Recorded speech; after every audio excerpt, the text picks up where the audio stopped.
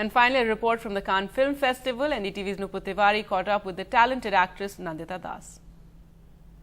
Do you think there was a time after the 1950s or a little later where Uttar cinema started to sort of disappear, or at least didn't make that much of a mark? Would you agree with that? Because you yourself have been associated with a lot of films that are not really mainstream films at all.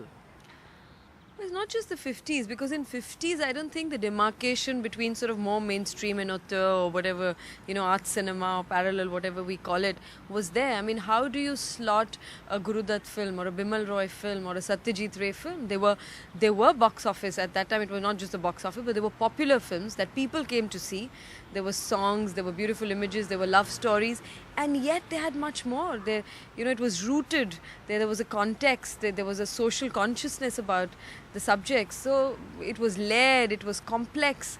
So I think it was in the 80s that we started having what we call the art cinema, when some of the authors, some of the directors felt that everything was becoming too mainstream. There was too much emphasis on song and dance. There was too much patriarchy that was shining through the films, and they needed to tell other stories. And that's where sort of the parallel cinema movement started. And then, of course, it became maybe too parallel, or there wasn't enough market, not enough people supported it in terms of distribution, production.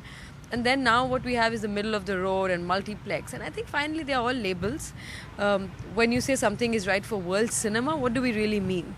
I think we mean things that are also truly Indian, truly contextual. People are not expecting a generic film that will appeal to the world. That is not world cinema.